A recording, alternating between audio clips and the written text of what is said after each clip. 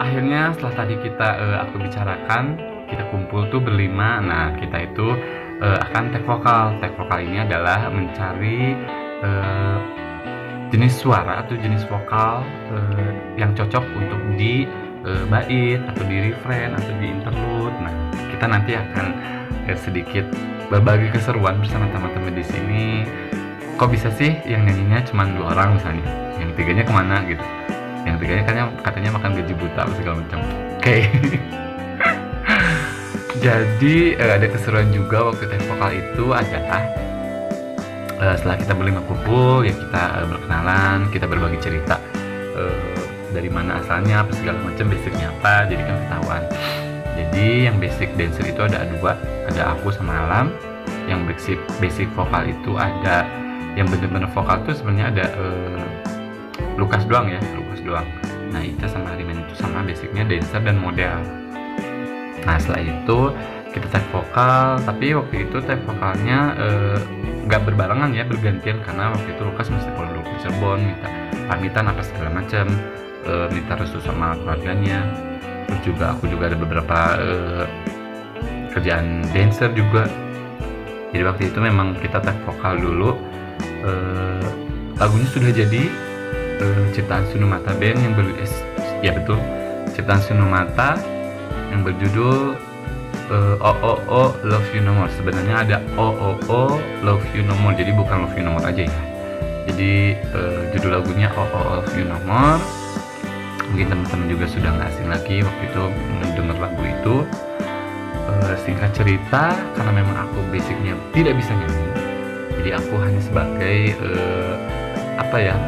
penguat atau basic di dancernya aja. Jadi di cover gitu, teman-teman yang bisa dancer aku bantu untuk dibetulin detail koreografinya. Nah, teman-teman kayak Lukas ini juga membantu teman-teman yang lain untuk bisa lebih belajar vokal gitu. Jadi untuk mengejar deadline si boyband ini terbentuk, jadi memang yang dipakai vokalnya yang masuk ke vokal lagu itu jadi hanya 2 orang, Lukas sama Hariman. Selebihnya sebagai backup vokal dan backup dancer gitu. Singkat cerita, waktu itu aku bertanya vokal di kawasan Cijagra, Buah Batu, Bandung. Di studio mini miliknya Ayudi. Ayudi ini sebagai keyboardisnya band Mata. Nah, kita take vokal pun juga nggak sehari 2 hari ya, beberapa kali gitu. Nah, singkat cerita, take vokal yang keberapa, kita kan masuk ke studio itu tanpa alas kaki ya, jadi sepatu dilepas gitu. Nah, setelah take vokal, akhirnya disitulah hilang sepatu aku. Waktu itu masih ingat warna putih dan baru beli berapa bulan lah gitu, hasil dari nari. Nah, sampai di situ aku bilang, ya lo, inilah cobaan sukses ya gitu, karena memang selalu percaya bahwa omongan itu adalah doa. Jadi buat teman-teman di luar sana, selalu positive thinking, selalu ucapan positif aja ya, karena memang ya ternyata alhamdulillah gitu, boyband lagu itu juga sukses besar sampai masuk ke top 5 boyband di Indonesia. Dan juga banyak beberapa teman-teman yang cover lagunya, nge-cover dance-nya gitu. Jadi ya alhamdulillah gitu. Oke, selain singkat cerita, sudah hilang tuh sepatu, tapi kalau udah juga ada beres, akhirnya kita latihan lagi, latihan nari. Nah, koreografer yang pertama ini adalah waktu itu dari dancernya Agnes Mo yang bernama Sandri H. Coba di search Sandri _ H kalau nggak salah IG-nya, promosi nih. Nah, oke. Waktu itu Sandri H aku kenal karena memang Sandri H ini dulu adalah satu dance company di Kita Nari. Jadi aku sama Sandri ini sering festival dance gitu, di berbagai festival, berbagai mall di Bandung, sering mengikuti audisi gitu. Jadi ya sama Sandri udah deket banget. Akhirnya kita latihan sebulan, take vokal sampai recording sampai video klip. Ya pengorbanan kita juga waktu itu buat beli sepatu gitu. Ya Allah, kita cuma punya uang 150.000 tapi harus beli sepatu gitu 120.000, sisa 30.000. Karena aku pun juga dari rumah dari Jatinangor ke Bandung waktu itu pulang pergi naik bis kota, naik kereta gitu. Memang ada ya beberapa pengorbanan yang mesti dilaluin, dari waktu, dari keluarga juga yang paling penting, dari materi juga. Tapi ya alhamdulillah waktu itu untungnya kita nggak dipungut spesial pun untuk pembuatan video klip sama lagu. Ya alhamdulillah, bersyukur banget. Kita cuma modal waktu itu beli sepatu 120.000. Di video klip yang pertama tuh ada tuh sepatunya. Terus beli baju juga berapa ya, lupa lah, pokoknya bajunya juga nggak tahu kemana sekarang. Cuman ya seru lah. Terus juga waktu bikin video klip juga di stasiun kereta api di Gede Bage Bandung, di Peti Kemas, terus di Dago juga malam-malam sampai syuting sampai jam 3 subuh.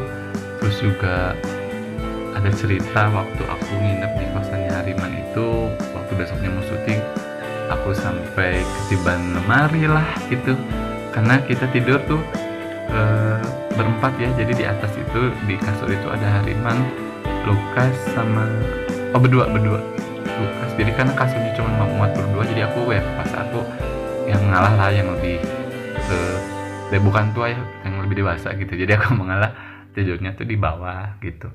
Nah pas waktu tidur jam 3 itu ketiban lemari, si pintunya lemari.